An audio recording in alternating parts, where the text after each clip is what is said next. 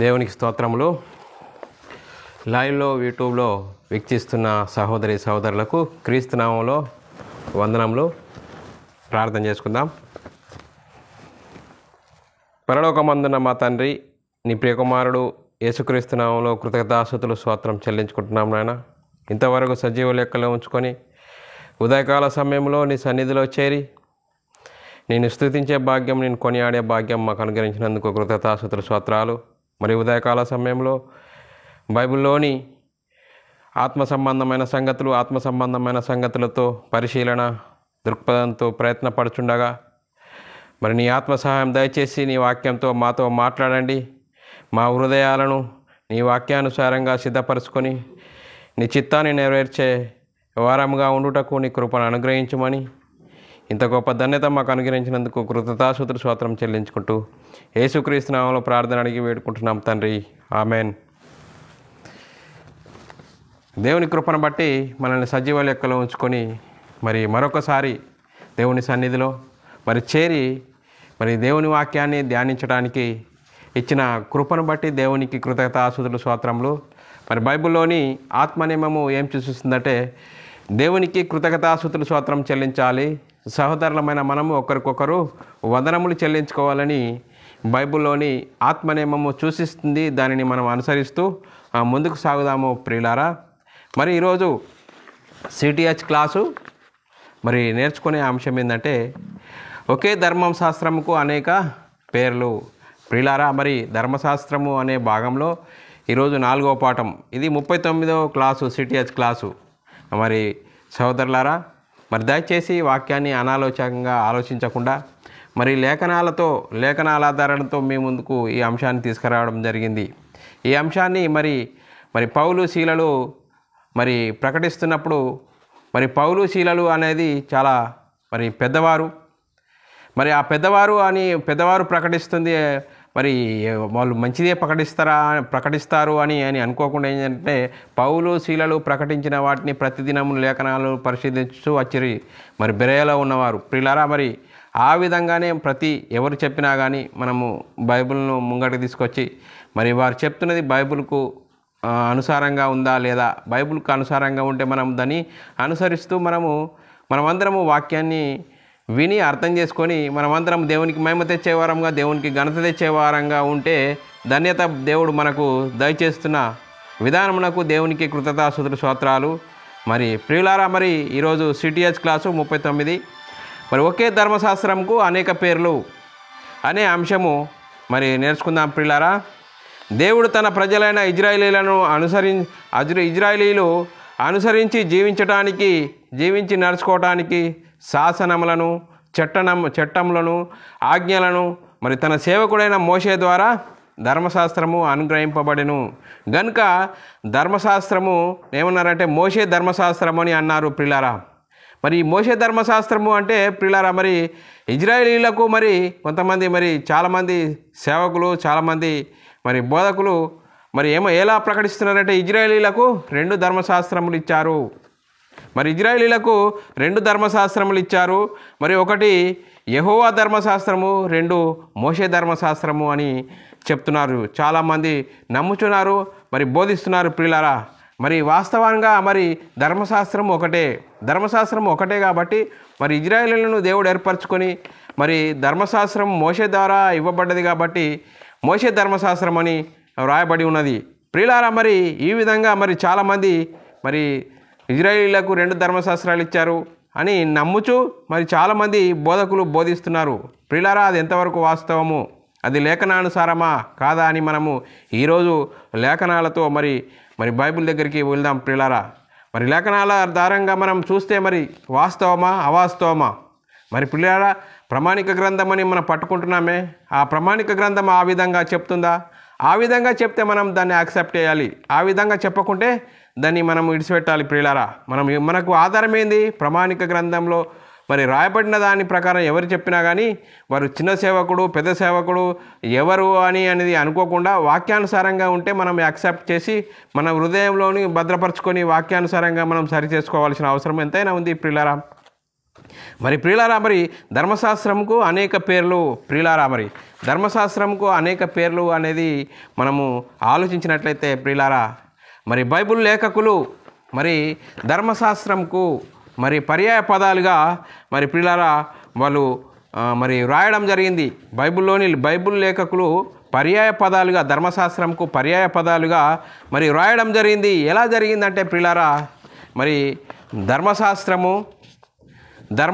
అని రాయబడింది, మరి మోషే ధర్మశాస్త్రం అని రాయబడింది, యెహోవా ధర్మశాస్త్రం అని రాయబడింది, ప్రభు ధర్మశాస్త్రం అని రాయబడింది, మరి దేవుని ధర్మశాస్త్రం అని రాయబడింది, నిబంధనలు అని రాయబడింది, పాత నిబంధన అని రాయబడింది, కొన్ని చోట్ల మొదటి నిబంధన అని రాయబడింది ప్రియులారా. మరి కొన్ని చోట్ల ధర్మశాస్త్ర విధులు అని రాయబడింది ప్రియులారా. మరి కొన్ని చోట్ల విధులు అని రాయబడింది ప్రియులారా. మరి కొన్ని చోట్ల నీతి విధులు అని రాయబడింది ప్రియులారా. మరి న్యాయ విధులు అని రాయబడింది మరికొన్ని చోట్ల ఆజ్ఞలు అని రాయబడింది, మరికొన్ని చోట్ల కట్టడలు అని రాయబడింది, మరికొన్ని చోట్ల శాసనములు అని రాయబడింది, మరికొన్ని చోట్ల ఉపదేశములు అని రాయబడింది, మరికొన్ని చోట్ల లేఖనములు, మరికొన్ని చోట్ల లేఖనములు అని వ్రాయబడి ఉంది ప్రియులారా. లేఖనములు అని వ్రాయబడి ఉంది. మరి మనము బైబిల్ మరి పరిశుద్ధ గ్రంథము ఏం చెప్తుంది అనేది మనము ఆలోచిస్తే ప్రియులారా, మరి మోషే ద్వారా ఇజ్రాయేలీలకు ఇచ్చింది ఒకే ధర్మశాస్త్రము ప్రియులారా. మరి ఒకే ధర్మశాస్త్రంకు లేఖకులు అనేక పర్యాయ పదాలుగా రాయడం జరిగింది ప్రియులారా. ఇవన్నీ మరి ఇన్ని ధర్మశాస్త్రాలు మరి ఇజ్రాయేలుకి ఇచ్చాడా అంటే ప్రియులారా, అలా మనము అనుకోవడానికి వీల్లేదు. ఒకే ధర్మశాస్త్రము ఇవ్వడం జరిగింది. ఆ ధర్మశాస్త్రానికి పర్యాయ పదాలుగా మరి బైబిల్ గ్రంథంలో లేఖకులు మరి రాయడం జరిగింది. కాబట్టి ఇవన్నిటిని మనం ఇన్ని ధర్మశాస్త్రాలని అనుకోకుండా మరి ఇజ్రాయేలీలకు మరి దేవుని ప్రజలైన ఇజ్రాయేలీలకు వారు అనుసరించి జీవించడానికి కట్టడలను విధులను మరి ఇచ్చి మరి వారు జీవించడానికే ధర్మశాస్త్రము మోషే ద్వారా ఇవ్వబడింది ప్రియులారా అని మనం మరి అర్థం చేసుకోవాల్సిన అవసరం ఎంతైనా ఉంది ప్రియులారా. మరి ఒకే ధర్మశాస్త్రముకు అనేక పేర్లు పర్యాయ పదాలు బైబిల్ లేఖకులు వ్రాయడం జరిగింది, కానీ వేరు కాదు అని మనము గ్రహించాలి ప్రియులారా. మరి ఇక్కడ మనం ఆ వాక్యాన్ని ఆలోచిస్తే ఒక్కొక్క దాన్ని మనము వాక్యాధారాలతో లేఖనాధారాలతో మనం చూసుకుంటూ ముందుకు సాగుదాం ప్రియులారా. మరి ధర్మశాస్త్రం అని వ్రాయబడి ఉన్న దాన్ని సందర్భం గురించి మనం ఆలోచిస్తాము. సుమారుగా మరి ప్రియులారా చాలా ఉన్నాయి. కొంతవరకే కొన్ని విషయాలు మరి మీ ముందుకు తీసుకురావడం జరిగింది ప్రియులారా. మరి కొన్ని విషయాలు మీ ముందుకు తీసుకురావడం జరిగింది కాబట్టి లేఖనాల ఆధారంతో మనము మరి చూసుకుంటున్నాం కాబట్టి లేఖనాలను చూసుకుంటూ ముందుకు సాగుదాం ప్రియులారా. మరి ధర్మశాస్త్రం అని రాయబడిన లేఖనమును చూసుకుంటే ప్రియులారా, మరి యోహాను రాసిన సువార్త 1వ అధ్యాయం 17వ వచనమును చదువుకున్నట్లయితే, యోహాను రాసిన సువార్త 1వ అధ్యాయం 17వ వచనము, ధర్మశాస్త్రము మోషే ద్వారా అనుగ్రహింపబడెను, కృపయు సత్యము యేసుక్రీస్తు ద్వారా అనుగ్రహింపబడెను. చూడండి ప్రియులారా, మరి ధర్మశాస్త్రము మోషే ద్వారా అనుగ్రహింపబడింది. ఇక్కడ రాయబడి ఉంది ప్రియులారా. మరి మోషే ద్వారా ఎవరికి అనుగ్రహింపబడింది? ఇజ్రాయేలీలకు అనుగ్రహింపబడింది. మరి ఇక్కడ కాబట్టి ప్రియులారా, దీని ఏమన్నారు? పాత నిబంధన. మరి కృపయు సత్యము అనుగ్రహింపబడింది ఎవరికి అంటే క్రైస్తవులకు. ప్రియులారా, మనం ఇక్కడ మరి బైబిల్ గ్రంథంలో 2 ధర్మశాస్త్రాలు ఉన్నాయి. ఒకటి పాత నిబంధన, ఒకటి కొత్త నిబంధన. పాత నిబంధన ఎవరికి ఇవ్వబడ్డది? మరి ఇజ్రాయేలీలైన దేవుడు ఏర్పరచుకున్న ఇజ్రాయేలీలకు మరి ధర్మశాస్త్రం మోషే ద్వారా అనుగ్రహింపబడింది కాబట్టి కాబట్టి ఇక్కడ ఏమన్నదంటే ధర్మశాస్త్రం అని రాయబడి ఉన్నది ప్రియులారా. అలాగే మరి ఇంకా మనము వాక్యాన్ని ఆలోచించినట్లయితే ప్రియులారా, ఇంకా ధర్మశాస్త్రం అని వ్రాయబడి ఉన్న లేఖనాధారాలను మనం చూసుకుంటూ ముందుకు సాగుదాం. రోమీయులకు రాసిన పత్రిక 6వ అధ్యాయం 14వ వచనం చదువుకున్నట్లయితే ప్రియులారా, మీరు కృపకే గాని ధర్మశాస్త్రమునకు లోనైన వారు కారు గనుక పాపము మీ మీద ప్రభుత్వము చేయదు. చూడండి ప్రియులారా, మీరు కృపకే కానీ ధర్మశాస్త్రమునకు లోనైన వారు కాదని మరి రోమీయులకు రాసిన పత్రికలో పౌలు గారు మరి స్పష్టంగా వ్రాస్తున్నాడు పిల్లరా. మరి ధర్మశాస్త్రమునకు లోనైన వారు కారు. ఎవరు కారు అంటే కొత్త నిబంధనకు మరి కొత్త నిబంధనకు మరి కృపకే కానీ కృపకే కానీ ధర్మశాస్త్రంనకు లోనైన వారు కారు గనక పాపం మీ మీద ప్రభుత్వం చేయదు అని వ్రాయబడి ఉన్నది. ప్రియులారా, ఇక్కడ మనం ఆలోచించేసింది ఏంటంటే మరి ధర్మశాస్త్రంనకు లోనైన వారు కారు అని ఇక్కడ వ్రాయబడి ఉన్నది ప్రియులారా. అలాగే మరి ప్రియులారా, మరి ఇంకా మనం ముందుకు తీసుకెళ్ళి మనం ముందుగా ఆలోచించినట్లయితే లేఖనాలను గలతీయులకు రాసిన పత్రిక 3వ అధ్యాయము 10వ వచనంను మనం ఆలోచించినట్లయితే చదువుకున్నట్లయితే పరిశీలన చేసినట్లయితే ప్రియులారా 3వ అధ్యాయం 10వ వచనం, ధర్మశాస్త్రము విధించిన క్రియల సంబంధులందరూ శాపమునకు లోనై ఉన్నారు. చూడండి ప్రియులారా, గలతీయులకు రాసిన పత్రికలో పౌలు గారు ఏమంటారు? ధర్మశాస్త్రము విధించిన క్రియలకు సంబంధులందరూ శాపమునకు లోనై ఉన్నారు. ఇక్కడ కూడా ధర్మశాస్త్రం అని రాయబడి ఉన్నది ప్రియులారా. ధర్మశాస్త్రం అంటే మోషే ద్వారా ఇవ్వబడింది ఇజ్రాయేలీలకు. అంతేగాని మరి ధర్మశాస్త్రము, ప్రభు ధర్మశాస్త్రము, యెహోవా ధర్మశాస్త్రము అని రాయబడినవన్నీ అన్ని ధర్మశాస్త్రాలు కావని మనం ఇక్కడ గ్రహించవలసిందిగా క్రీస్తు ప్రేమను బట్టి బతిమాలుకుంటున్నాను. అలాగే నెహెమ్యా గ్రంథంలో మరి రాయబడిన వచనంను మనం చదువుకున్నట్లయితే ప్రియులారా, నెహెమ్యా 9వ అధ్యాయం 14వ వచనంను చదువుకున్నట్లయితే, వారికి నీ పరిశుద్ధమైన విశ్రాంతి దినమును ఆచరింప నాజ్ఞాపించిన నీ దాసుడైన మోషే ద్వారా ఆజ్ఞలను, కట్టడలను, ధర్మశాస్త్రమును వారికి నియమించితివి. చూడండి ప్రియులారా, నీ దాసుడైన మోషే ద్వారా ఏమనుగ్రహించాడు?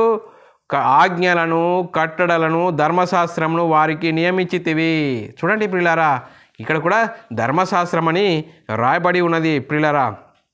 అలాగే మనము ఇంకా మరి ధర్మశాస్త్రముల గురించి మనము సుమారుగా 17 మరి మాటలు మనం తీసుకున్నాము. 17 మాటల ప్రకారంగా మనము లేఖనాలను చూసుకుంటూ మరి పరిశీలన చేసుకుంటూ ముందుకు సాగాల్సిన అవసరం ఎంతైనా ఉంది ప్రియులారా. అలాగే మలాకీ గ్రంథం 4వ అధ్యాయం 4వ వచనమును చదువుకున్నట్లయితే, ఓరేబు కొండ మీద ఇజ్రాయేలులందరి కొరకు నేను నా సేవకుడైన మోషేకు ఆజ్ఞాపించిన ధర్మశాస్త్రము, దాని కట్టడలను, విధులను జ్ఞాపకం చేసుకునుడి. చూడండి ప్రియులారా, మోషేకు ఆజ్ఞాపించిన ధర్మశాస్త్రము, దాని కట్టడలు, విధులను మీ జ్ఞాపకం చేసుకునుడి. చూడండి ప్రియులారా, ధర్మశాస్త్రం అని రాయబడిన లేఖనాలను మనం చూసుకుంటే మోషే ద్వారా ఇవ్వబడింది ధర్మశాస్త్రము. అంతేగాని మరి ఇంకా మరి వేరే అని మనము అనుకోవడానికి వీలు లేదు ప్రియులారా. అలాగే మోషే ధర్మశాస్త్రం గురించి అని మోషే ధర్మశాస్త్రం అని రాయబడింది కదా, మరి దాని గురించి మనం కొన్ని లేఖనాలు చూసుకుందాం ప్రియులారా. ఎజ్రా గ్రంథము 7వ అధ్యాయం 6వ వచనం చదువుకున్నట్లయితే, ఈ ఇజ్రాయేలీయుల దేవుడైన యెహోవా అనుగ్రహించిన మోషే యొక్క ధర్మశాస్త్రమందు ప్రవీణత గల శాస్త్రియు మరియు అతని దేవుడైన యెహోవా హస్తం అతనికి తోడై ఉండినందున అతడు ఏమీ చేసినని రాజు అనుగ్రహించును. చూడండి ప్రియులారా, ఇక్కడ కూడా యెహోవా అనుగ్రహించిన మోషే యొక్క ధర్మశాస్త్రము, ఇక్కడ ఏమని రాయబడ్డది? మోషే యొక్క ధర్మశాస్త్రము. మోషే యొక్క ధర్మశాస్త్రం అంటే పిల్లారా మోషే ద్వారా అనుగ్రహింపబడింది ధర్మశాస్త్రం ఇజ్రాయేలీలకి. కానీ అక్కడ మరి దేవుని ధర్మశాస్త్రము, మోషే ధర్మశాస్త్రము, యెహోవా ధర్మశాస్త్రం అని రాయబడి ఉన్నది. ఇలా అన్ని ధర్మశాస్త్రాలని మనం అనుకోవడానికి వీల్లేదు. ధర్మశాస్త్రం ఒకటే కానీ పర్యాయ పదాలుగా మరి బైబిల్ గ్రంథంలో లేఖకులు రాయడం జరిగింది. కాబట్టి మనం అందరము మరి అర్థం చేసుకోవాల్సిందంటే ఒకే ధర్మశాస్త్రం అని అర్థం చేసుకోవాల్సిన అవసరం ఎంతైనా ఉంది ప్రియులారా. అలాగే మనం ముందుకెళ్ళినట్లయితే ప్రియులారా, యెహోవా ధర్మశాస్త్రం అని రాయబడిన దాన్ని మరి చూసుకుందాం ప్రియులారా. యెహోవా ధర్మశాస్త్రము 2 కొరింథీ 2వ దినవృత్తాంతములు 31వ అధ్యాయం 3వ వచనమును చదువుకున్నట్లయితే ప్రియులారా, మరి 2వ దినవృత్తాంతంలో 31 3వ అధ్యాయము చదువుకున్నట్లయితే, మరియు యెహోవా ధర్మశాస్త్రమునందు రాయబడిన విధిని బట్టి జరుగు ఉదయాస్తముల దహన బలులను, విశ్రాంతి దినములను, అమావాస్యలను, నియామక కాలములను ఏర్పడి ఉన్న దహన బలులను అర్పించుటకై తనకు కలిగిన ఆస్తిలో రాజు ఒక భాగము ఏర్పరచెను. చూడండి ప్రియులారా, ఇక్కడ కూడా మరి యెహోవా ధర్మశాస్త్రం అని వ్రాయబడి ఉన్నది. చూడండి ప్రియులారా, యెహోవా ధర్మశాస్త్రం ఇప్పుడు ఎన్ని చూసుకున్నాం ప్రియులారా? మోషే ధర్మశాస్త్రము, యెహోవా ధర్మశాస్త్రము అని మరి చూసుకున్నాం ప్రియులారా. ధర్మశాస్త్రము, యెహోవా ధర్మశాస్త్రము, మోషే ధర్మశాస్త్రము అని చూసుకున్నాము. ఇంకా మరి ఇలా మనం అన్ని ధర్మశాస్త్రాలు అనుకోవడానికి వీలు లేదు ప్రియులారా. ఇది మరి ఒకే ధర్మశాస్త్రంకు అనేక పేర్లు బైబిల్ లేఖకులు రాయడం జరిగింది కాబట్టి మనం ధర్మశాస్త్రం ఒకటే అని మనం అర్థం చేసుకోవాలి, గ్రహించాల్సిన అవసరం ఎంతైనా ఉంది ప్రియులారా. అలాగే ఎజ్రా గ్రంథము 7వ అధ్యాయము 10వ వచనమును చదువుకున్నట్లయితే, ఎజ్రా యెహోవా ధర్మశాస్త్రమును పరిశోధించి దాని చొప్పున నడుచుకొనుటకు ఇజ్రాయేలీయులకును దాని కట్టడలను విధులను నెరవేర్చుటకు దృఢ నిశ్చయం చేసుకొనెను. చూడండి ప్రియులారా, ఇక్కడ స్పష్టంగా వ్రాయబడింది, ఎజ్రా యెహోవా ధర్మశాస్త్రమును పరిశోధించి దాని చొప్పున నడుచుకొనుటకును ఇజ్రాయేలీయులకు దాని కట్టడలను విధులను నేర్పుటకును దృఢ నిశ్చయం చేసుకొనెను. ఇక్కడ కూడా యెహోవా ధర్మశాస్త్రం అని వ్రాయబడి ఉన్నది. కాబట్టి ఇది యెహోవా ధర్మశాస్త్రము, మోషే ధర్మశాస్త్రము, 2 ధర్మశాస్త్రాలు ఇచ్చిరని మనము అనుకోవడానికి వీలు లేదు ప్రియులారా. అలాగే 2వ దినవృత్తాంతములు 31వ అధ్యాయం 4వ వచనం చదువుకున్నట్లయితే, మరియు యెహోవా ధర్మశాస్త్రమును బట్టి యాజకులను లేవీయులను ధైర్యము వహించి తమ పని జరిగించుకున్నట్లు ఎవరి భాగములను వారికి ఇయ్యవలసినదిగా యెరూషలేములో కాపురమున్న జనులు అతడు ఆజ్ఞాపించెను. చూడండి ప్రియులారా, ఇక్కడ కూడా మరి ఇజ్రాయేలీయులకు మరి యాజకులు లేవీయులు ధైర్యం వహించినట్లు తమ పనిని జరిగించుకోవడానికి ఏ విధంగా మరి యెహోవా ధర్మశాస్త్రంలో రాయబడి ఉన్నది. చూడండి ప్రియులారా, యెహోవా ధర్మశాస్త్రం అంటే ఇది వేరు అని అనుకోవడానికి వీలు లేదు.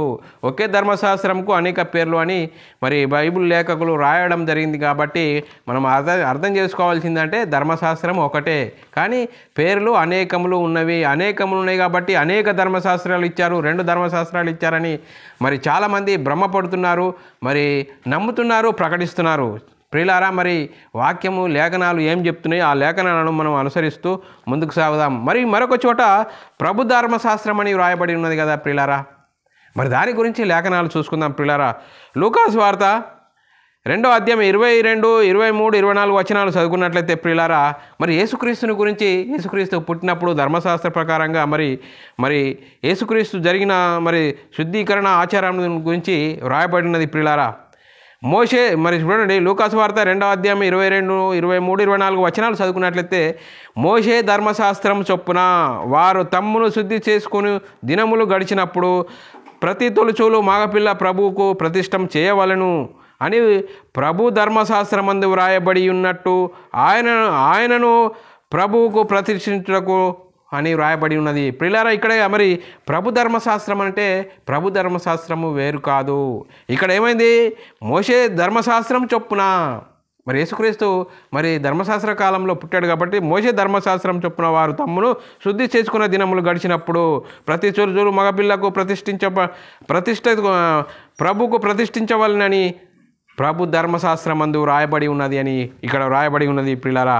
మరి అలాగనే మరి మోషే ధర్మశాస్త్రము, యెహోవా ధర్మశాస్త్రము, ప్రభు ధర్మశాస్త్రం అని మళ్ళా రాయబడింది. అవన్నీ ధర్మశాస్త్రాలు అనుకోవడానికి వీలు లేదు ప్రియులారా. అలాగే దేవుని ధర్మశాస్త్రం అని రాయబడిన సందర్భం కూడా మనము చదువుకున్నట్లయితే ప్రియులారా, 2వ రాజులు 10వ అధ్యాయం 31వ వచనం చదువుకున్నట్లయితే ప్రియులారా, 2వ రాజులు 10వ అధ్యాయం 31వ వచనం చదువుకున్నట్లయితే, అయితే ఇజ్రాయేలీలు వారు పాపం చేయుటకు కారకుడైన యెరోబాము చేసిన పాపములు యెహోవా మాత్రమును విసర్జించని వాడై ఇజ్రాయేలీయుల దేవుడైన యెహోవా నియమించిన ధర్మశాస్త్రము పూర్ణ హృదయంతో అనుసరించుటకు శ్రద్ధాభక్తులు లేనివాడాయను. చూడండి ప్రియులారా, యెరోబాము చాలా పాపం చేసి ధర్మశాస్త్రము అనుసరించక మరి దేవునికి విరోధంగా ఉన్నాడని ఇక్కడ రాయబడి ఉన్నది. ఏమని రాయబడి ఉన్నది, యెరోబాము చేసిన పాపములు యెహోవాయే మాత్రమును విసర్జించలేని వాడై. చూడండి ప్రియులారా, ధర్మశాస్త్రము ఇజ్రాయేలీలు ఇచ్చిన ధర్మశాస్త్రం యెరోబాము ఏం చేసిండు, విసర్జించని వాడై ఇజ్రాయేలీల దేవుడైన యెహోవా నియమించిన ధర్మశాస్త్రము. చూడండి ప్రియులారా, యెహోవా నియమించిన ధర్మశాస్త్రం అని రాయబడి ఉన్నది ప్రియులారా ఇక్కడ కూడా. అలాగే నెహెమ్యా గ్రంథము మరి 10వ అధ్యాయము 28వ వచనంలో కూడా దేవుని ధర్మశాస్త్రం అని రాయబడి ఉన్నది ప్రియులారా, దేవుని ధర్మశాస్త్రము. మరి 10వ అధ్యాయం 28వ వచనం చదువుకున్నట్లయితే అనగా దేవుని ధర్మశాస్త్రమునకును విధేయులైనట్టు దేశపు జనులలో ఉండకుండా తమ్మును తామే వేరుపరుచుకొనిన యాజకులు, లేవీయులు, ద్వారపాలకులు, గాయకులు, నెతనీయులు అందరూ దేవుని దాసుడైన మోషే ద్వారా నియమించిన దేవుని ధర్మశాస్త్రమును అనుసరించి నడుచుకొనుచు మన ప్రభువైన యెహోవా నిబంధనలను కట్టడలను ఆచరించుదుమని శపథము పూని ప్రమాణం చేయుటకు కూడుకొనిరి. చూడండి ప్రియులారా, ఇక్కడ కూడా దేవుని ధర్మశాస్త్రము ఎవరి ద్వారా ఇవ్వబడిందట? మోషే ద్వారా నియమించిన దేవుని ధర్మశాస్త్రము అనుసరించడానికి ఏం చేసినారు? యెహోవా నిబంధనలు, కట్టడలు, శబ్దములు అన్నీ మరి ఇవ్వడం జరిగింది ప్రియులారా. ఇక్కడ కూడా మరి దేవుని ధర్మశాస్త్రం అని వ్రాయబడింది కాబట్టి దేవుని ధర్మశాస్త్రము, మోషే ధర్మశాస్త్రము రెండు ఇచ్చిండ్రని మనము అనుకోవడానికి వీలు లేదు ప్రియులారా. మరి వాక్యము ఏం చెప్తుంది, లేఖనాలు ఏం చెప్తున్నాయి? మరి లేఖనాలు ఇలా చెప్తే మరి నేటి సమాజము, క్రైస్తవ సమాజంలో ఎంత భయంకరమైన పరిస్థితులు మరి నెలకొన్నది. మరి సాతాను తానే వెలుగుదూత వేషం వేసుకొని అనేకులను, నీతి పరిచారకుల వేషం ధరించుకొని అనేకులను మరి లేఖనాలు చెప్పని వాటిని చెప్పడం జరుగుతుంది ప్రియులారా. అందుకోసమే లేఖనాలను మనము మరి ఆత్మసంగతులతో సరిచూసుకుంటూ ముందుకు సాగుతున్నాం ప్రియులారా. ఇటు గొప్ప ధన్యత దేవుడు మనకు అనుగ్రహించాడు ప్రియులారా. అలాగే రోమీయులకు రాసిన పత్రిక దేవుని ధర్మశాస్త్రం అని రాయబడిన సందర్భం. మరి రోమీయులకు రాసిన పత్రిక 7వ అధ్యాయము 22వ వచనము చదువుకున్నట్లయితే ప్రియులారా, 7వ అధ్యాయం 22వ వచనము చూడండి ప్రియులారా. అంతరంగ పురుషుని బట్టి దేవుని ధర్మశాస్త్రము నేను ఆనందించుచున్నాను. చూడండి ప్రియులారా, మరి పౌలు గారు ఏమంటున్నాడు? అంతరంగ పురుషుని బట్టి దేవుని ధర్మశాస్త్రమునందు నేను ఆనందించుచున్నాను.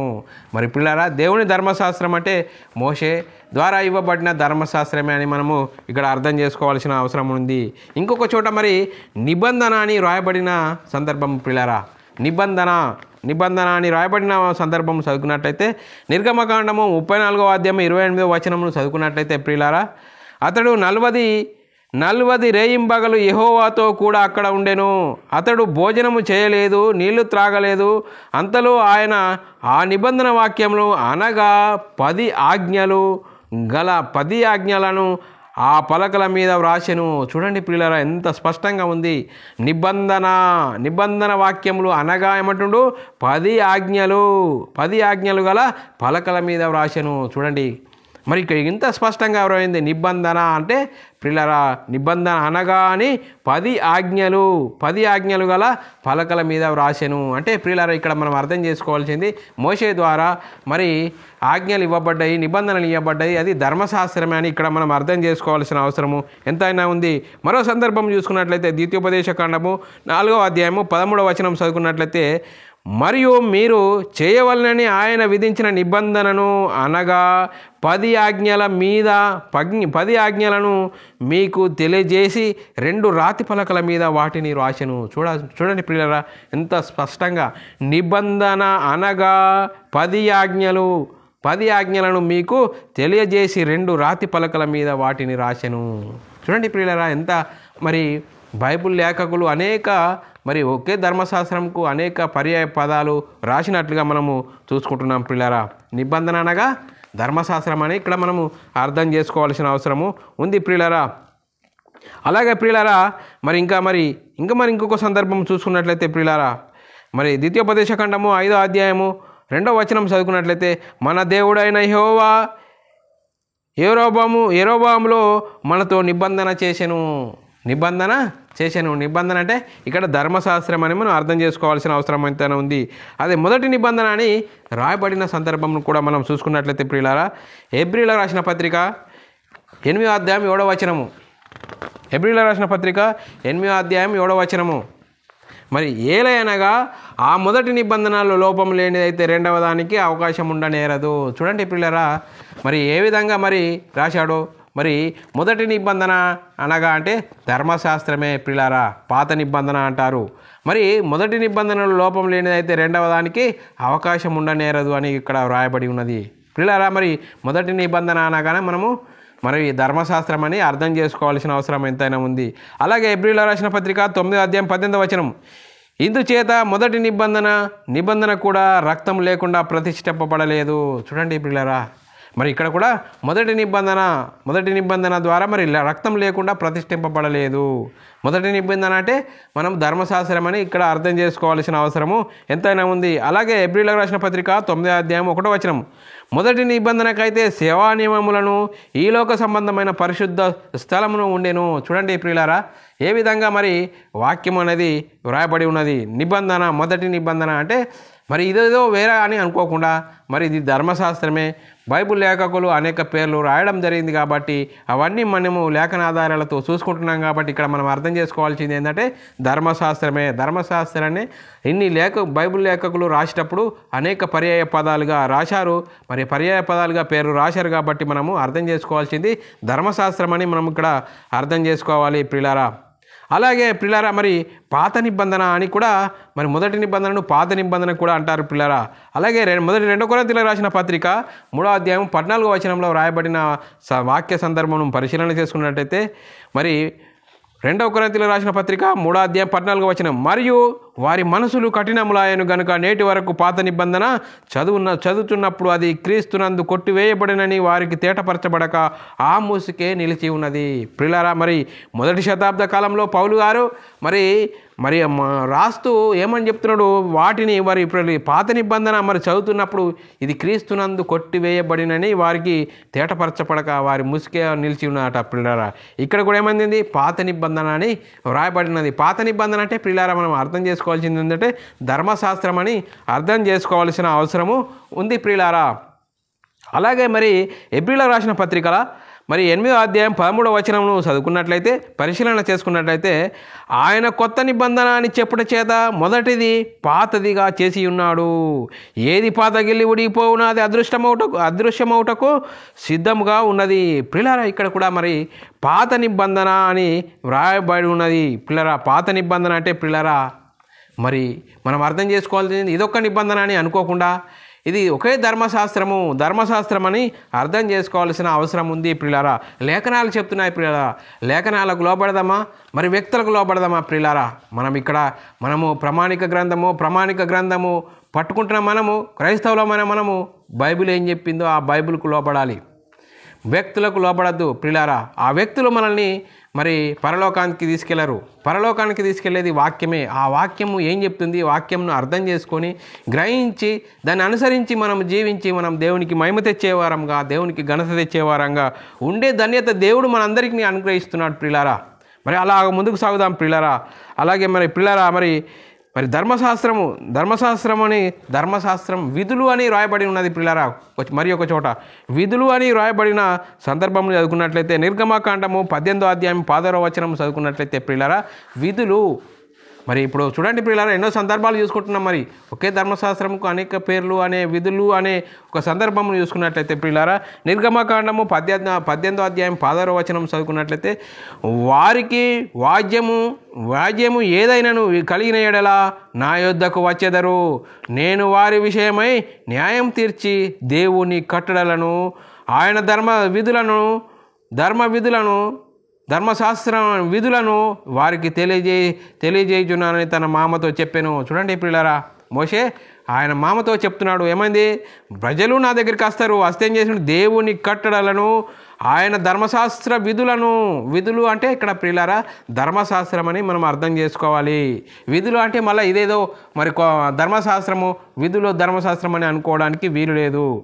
అలాగే మరి నిర్గమకాండము 18వ అధ్యాయం 20వ వచనం చదువుకున్నట్లయితే ప్రియులారా, నీవు వారికి ఆయన కట్టడలను ధర్మశాస్త్ర విధులను బోధించి వారు నడుచుకోవలసిన త్రోవను వారికి తెలియజేయవలసిన కార్యములను వారికి తెలుపవలెను. చూడండి ప్రియులారా, ఇక్కడ కూడా ధర్మశాస్త్ర విధులు అంటే ఇక్కడ మనం అర్థం చేసుకోవాల్సింది ధర్మశాస్త్రమే అని అర్థం చేసుకోవాల్సిన అవసరం ఉంది ప్రియులారా. అదే మరి ప్రియులారా, మరి ఇంకా విధులు అని ఇంకా వ్రాయబడిన సందర్భంలో మనం చూసుకున్నట్లయితే ప్రియులారా, ధర్మశాస్త్ర విధులు అని రాయబడిన దాన్ని మనం చూసుకున్నాము. ఇప్పుడు ఇంకా విధులు అని రాయబడిన సందర్భం చూసుకుందాం ప్రియులారా. మరి ద్వితీయోపదేశకాండము 4వ అధ్యాయం 18వ వచనము, మరియు నేడు నేను మీకు అప్పగించుచున్న ఈ ధర్మశాస్త్రం అంతటిలో నున్న కట్టడలను నీతి విధుల గల గొప్ప జనమేది. చూడండి ప్రియులారా, నేడు నేను మీకు అప్పగించి ఉన్న ధర్మశాస్త్రం అంతటిలో ఏమున్నది? నున్న కట్టడలను నీతి విధులను గొప్ప జనమేది. నీతి విధులు అంటే ప్రియులారా ధర్మశాస్త్రం అని అర్థం చేసుకోవాలి. న్యాయ విధులు అని వ్రాయబడి ఉన్నది ప్రియులారా. న్యాయ విధులు అని వ్రాయబడిన సందర్భం, న్యాయ విధులు అంటే ఇదొక ధర్మశాస్త్రం అని కాదు, అంటే ఒకే ధర్మశాస్త్రంకు పర్యాయ పదాలుగా వ్రాయబడిన సందర్భంలో మనం చూసుకుంటున్నాం ప్రియులారా. మరి ద్వితీయోపదేశకాండం 4వ అధ్యాయం 47వ వచనమును చదువుకున్నట్లయితే, మోషే ఇజ్రాయేలీలకు నియమించిన శాసనములు, కట్టడములు, న్యాయ విధులు. చూడండి ప్రియులారా ఎంత స్పష్టంగా, మోషే ఇజ్రాయేలీలకు నియమించిన శాసనములు, కట్టడములు, న్యాయ విధులు అని వ్రాయబడినది. న్యాయ విధులు అంటే ధర్మశాస్త్రం అని ఇక్కడ మనము అర్థం చేసుకోవాల్సిన అవసరము ఉంది ప్రియులారా. అలాగే నీతి విధులు అని వ్రాయబడిన సందర్భం కూడా మనం చూసుకున్నట్లయితే ద్వితీయోపదేశకాండము 4వ అధ్యాయం 8వ వచనము.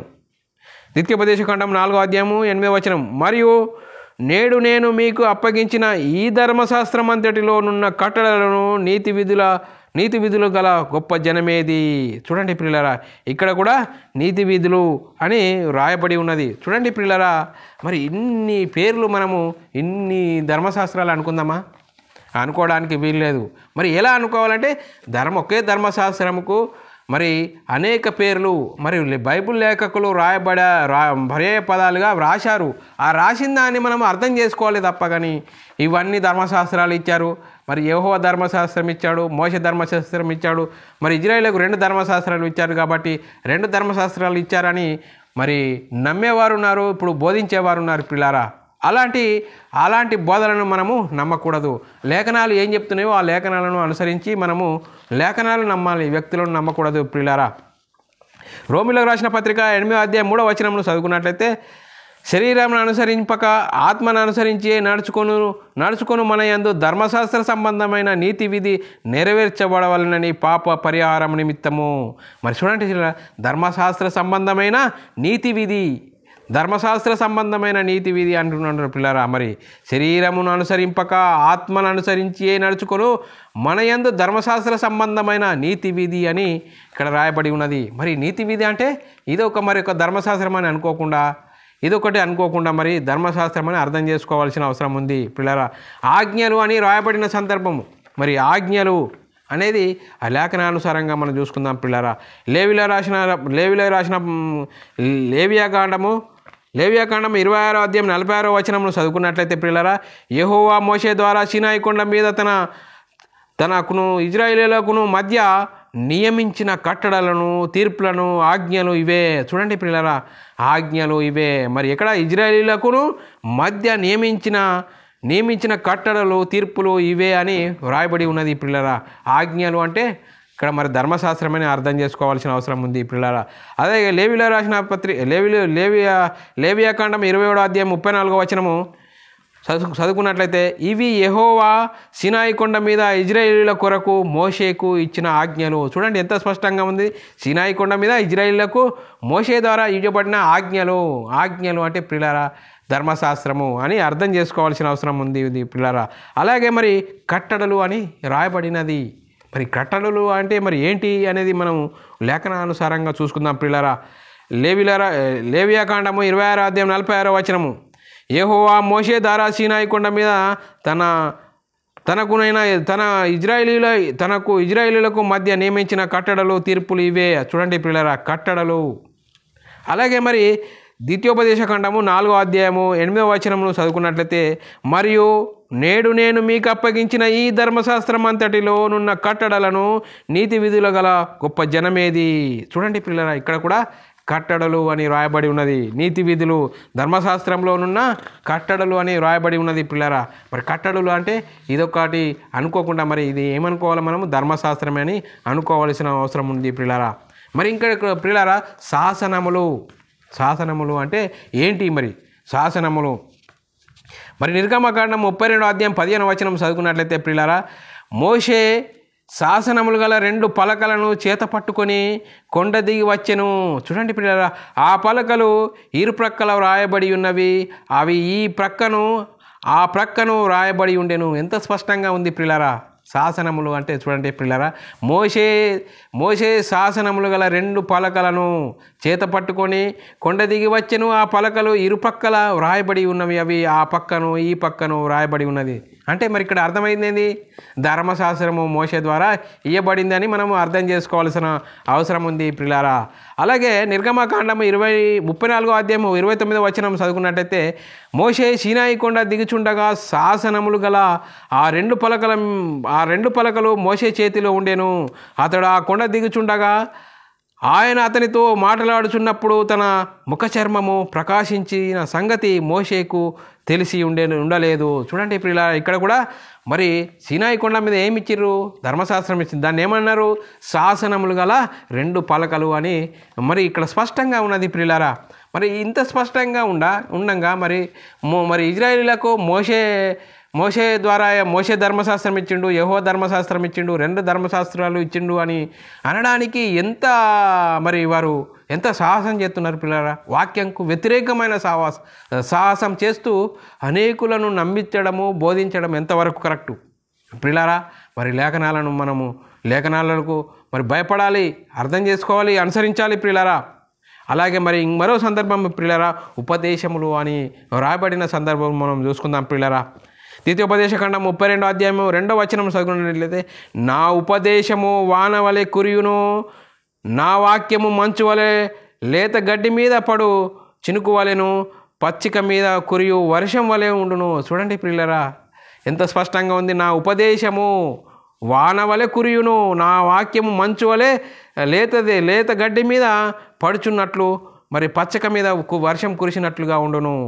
నా ఉపదేశం అంటే ప్రియులారు ఇక్కడ కూడా ధర్మశాస్త్రమని అర్థం చేసుకోవాలి. కీర్తనలు రాసిన పత్రిక కీర్తనల గ్రంథము 19వ అధ్యాయం 8వ వచనం చదువుకున్నట్లయితే, యెహోవా ఉపదేశము నిర్దోషమైనది, అవి హృదయమును సంతోషపరచును. యెహోవా ఏర్పరిచిన ధర్మశాస్త్రం నిర్మలమైనది, అది కన్నులకు వెలుగునిచ్చును. చూడండి ప్రియులారా, ఇక్కడ కూడా యెహోవా ఉపదేశమని వ్రాయబడి ఉన్నది. యెహోవా ఉపదేశం అంటే ధర్మశాస్త్రం అని మనం అర్థం చేసుకోవాలి ప్రియులారా. ఇంకా మరి లేఖనములు అని రాయబడింది. లేఖనములు అంటే ప్రియులారా, లేఖనములు అంటే ఏంటి అంటే ధర్మశాస్త్రం అని ఇక్కడ మనం అర్థం చేసుకోవాలి. అందుకోసమే మరి అపొస్తల కార్యంలో మరి 15వ అధ్యాయం 21వ వచనంలో రాయబడిన సందర్భంలో మనము మరి పరిశీలన చేసినట్లయితే, అపొస్తల కార్యము 15వ అధ్యాయం 21వ వచనం చదువుకున్నట్లయితే, ఏలైనగా సమాజ మందిరంలో ప్రతి విశ్రాంతి దినమున మోషే లేఖనములు చదువుట మునుపటి తరముల నుండి అతడు నియమమును ప్రకటించువారు ప్రతి పట్టణంలో ఉన్నారని చెప్పాను. చూడండి పిల్లరా, ఇక్కడ మరి మొదటి శతాబ్దంలో మరి సమాజంగా కూడుకొని ఏం చేస్తారట? ప్రతి విశ్రాంతి దినమున మోషే లేఖనములను చదువుట మునుపటి తరములలో మరి వాడుక. చూడండి పిల్లరా, ఇక్కడ కూడా మోషే లేఖనములు అంటే ప్రియులారా, ఇక్కడ మనము అర్థం చేసుకోవాల్సింది ఏంటి అంటే లేఖనములు అనగా కూడా ధర్మశాస్త్రం అని ఇక్కడ మనము అర్థం చేసుకోవాలి ప్రియులారా. ఇక్కడ స్పష్టంగా ఉంది మోషే లేఖనములు అంటే. చూడండి ప్రియులారా, మోషే లేఖనములు అంటే ఒక ధర్మశాస్త్రం అని అనుకోకుండా మనము మరి మోషే ద్వారా ఇవ్వబడిందే ధర్మశాస్త్రము ఇజ్రాయేలీలకు.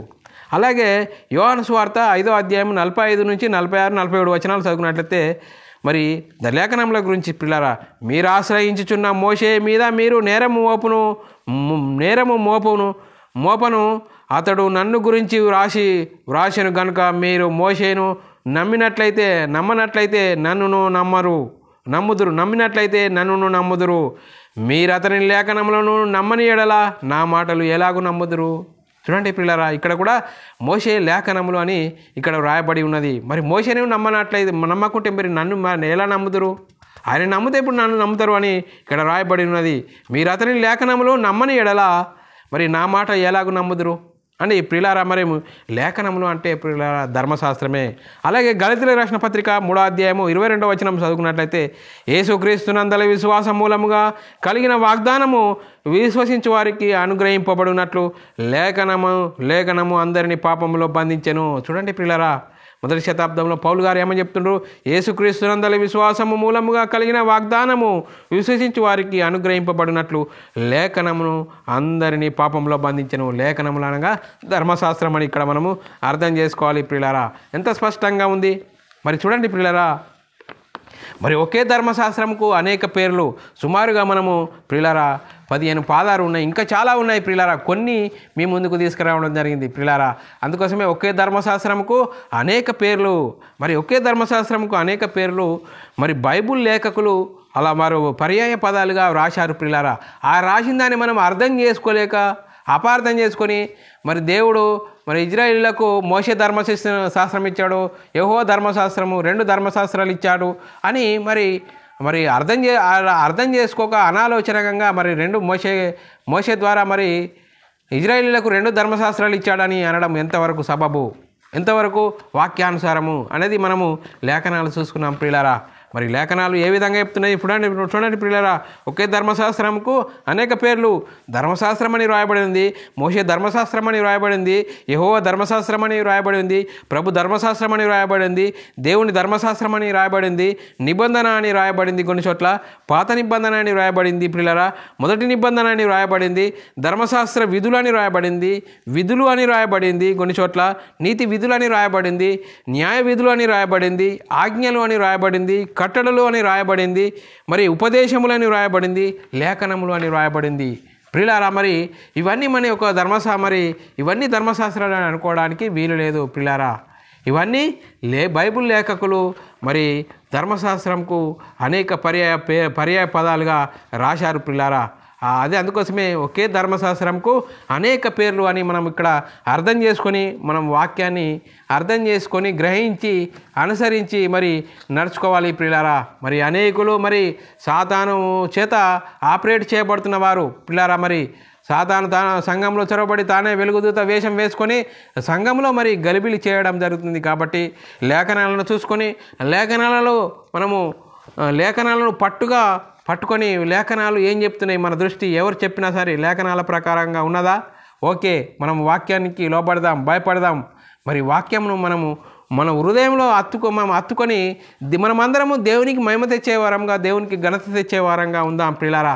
క్రైస్తవులు అంటే ప్రియులారా, మరి దేవుని పనిని యేసుక్రీస్తు భూమి మీద నెరవేర్చి మరి తుదముట్టించాడు ప్రియులారా. ఆ తుదముట్టించి మరి దేవుని పనిని తుదముట్టించి పరలోకానికి వెళ్ళి పరలోకంలో ఉన్న పరిశుద్ధాత్మని పంపించి ఆ పరిశుద్ధాత్ముడి ద్వారా 12 మంది అపొస్తలులు మరి ప్రకటించారు సువార్త ప్రియులారా. యేసుక్రీస్తు మరణ సమాధిని గురించి సువార్త ప్రకటించారు ప్రియులారా. ఆ మరణ సమాధి సువార్తను విని మరి మనము క్రీస్తులోనికి వచ్చిన మరి లేఖనాలను ఏం చెప్తున్నాయి, ఆ లేఖనాల అనుసారంగా మన జీవితం ఉన్నదా లేదా అనేది వాక్యము మనము ఎప్పుడు మన మదిలో ఎప్పుడు వాక్యము ఆ విధంగా ఉందా, ఓకే. వాక్యం అలా లేకుంటే విడిచిపెట్టాలి ప్రియులారా. మరి ఈరోజు అనేక తర్కాలు, అనేక వాగ్వివాదాలు ఫేస్బుక్లో చూస్తున్న ప్రియులారా. మనం ఒకటంటే వాక్యం చెప్తున్న ప్రకారంగా వాళ్ళు వినకుండా వాళ్ళ మదిలో వాళ్ళ ఆలోచనలో ఉన్న వాటిని వాళ్ళు పోస్ట్ చేయడము, మరి కామెంట్ చేయడం చాలా అది బాధాకరం ప్రియులారా. ఎందుకంటే మరి దేవుని ప్రణాళికను అర్థం చేసుకోక మరి చాలా భయంకరమైన పరిస్థితి ప్రియులారా. వాక్యం ఏం చెప్తుంది, వాక్యంకు లోబడదాం ప్రియులారా, వాక్యానుసారంగా ముందుకు సాగుదాం ప్రియులారా. మరి ఇప్పుడు మనం నేర్చుకున్నాం ప్రియులారా, ఒకే ధర్మశాస్త్రంకు అనేక పేర్లు, మరి అనేక పేర్లల్లో మరి దేవుడు మోషే ధర్మశాస్త్రము, యెహోవా ధర్మశాస్త్రము, మరి ఇజ్రాయేలుకు 2 ధర్మశాస్త్రాలు ఇచ్చారని నమ్ముదామా? కానీ ఏ మాత్రం ఛాన్స్ లేదు ప్రియులారా. మనం ఇన్ని ఆధారాలు చూసుకున్నాము. ఈ ఆధారాలు చూసుకొని దేవుడు మరి ఇజ్రాయేలులకు ఎన్ని ధర్మశాస్త్రాలు ఇచ్చిండు? మోషే ద్వారా ధర్మశాస్త్రం ఇచ్చాడు. అదే దాన్ని మోషే ధర్మశాస్త్రం అన్నారు. అందుకోసమే ధర్మశాస్త్రం ఒకటే కాబట్టి అనేక పేర్లు అనేది మనం చూసుకున్నాం ప్రియులారా. దేవుడు ఇంత గొప్ప కృప చూపి ఇట్టి గొప్ప ఆధారాలు మనము చూసుకున్నాము. లేఖనాలకు లోబడదాం, భయపడదాం. మరి ఇట్టి గొప్ప ధన్యత దేవుడు దయచేసిన దేవునికి కృతజ్ఞతాస్తుతులు స్తోత్రం చెల్లించుకుంటున్నాను ప్రియులారా. అందరికీ వందనములు. మరి చెప్పబడిన వాక్యం ప్రతి ఒక్కరి హృదయంలో నీరుగట్టి ఫలింపచేయునుగాక. ఆమేన్. ప్రార్థన చేసుకుందాం ప్రియులారా. పరలోకమందున మా తండ్రి, నీ ప్రియకుమారుడు యేసుక్రీస్తు నామములో కృతజ్ఞతాస్తుతులు స్తోత్రం చెల్లించుకుంటున్నాం నాయన. ఇంతవరకు సజీవ లెక్కలో ఉంచుకొని మరి మోషే ద్వారా ఇజ్రాయేలులకు అనుగ్రహింపబడిన ధర్మశాస్త్రము గురించి మరి ఒకే ధర్మశాస్త్రంకు అనేక పేర్లు అనే అంశము నేర్చుకొని కృప చూపినందుకు కృతజ్ఞతాస్తుతులు స్తోత్రం చెల్లించుకుంటున్నాం నాయన. మరి విన్నదాన్ని విడిచిపెట్టకుండా విన్న మాటల ప్రకారం మా హృదయాలను భద్రపరచుకొని ఈరోజు సాతాను సమాజముగా మరి సాతాను సంఘంలో చొరబడి అనేక వివాదాలతో మరి పరిచర్యలు జరుగుతున్నది. ఆ పరిచర్యలు ఏ పరిచర్య అయినా లేఖనానుసారంగా ఉన్నదా లేదా, లేఖనానుసారంగా మరి చూసుకుంటూ మమ్మల్ని మేము కాపాడుకుంటూ అనేకులను అగ్ని నుండి లాగినట్లుగా ఆ ప్రయత్నంలో మాకు అనుగ్రహించిన కృపను బట్టి మేము ప్రయత్నపడుతుండగా మీరు కృప చూపుతున్న కృతజ్ఞతాస్తుతులు స్తోత్రం చెల్లించుకుంటాం నాయన. ఇటు గొప్ప ధన్యతను దయచేసినందుకు కృతజ్ఞతాస్తుతులు స్తోత్రం చెల్లించుకుంటూ యేసుక్రీస్తు నామములో ప్రార్థన అడిగి వేడుకుంటున్నాం తండ్రి, ఆమెన్. అందరికీ వందనములు, దేవునికి స్తోత్రాలు. ప్రియులారా, మరి ఇలాంటి అంశాలు వినాలనుకుంటున్నారా? మరి బైబుల్ విజ్డమ్ అకాడమీని యూట్యూబ్ ఛానల్లో మీరు సబ్స్క్రైబ్ చేసుకోండి. మరి సబ్స్క్రైబ్ చేసుకొని విని అనేకులకు షేర్ చేయండి. మరి ప్రియులారా, మీ వ్యక్తిగత ప్రార్థనలో మా పరిచర్య నిమిత్తము ప్రార్థనలో జ్ఞాపకం చేసుకోవాల్సిందిగా క్రీస్తు ప్రేమను బట్టి బతిమాలుకొంచున్నాను. అందరికీ వందనములు, దేవునికి స్తోత్రాలు.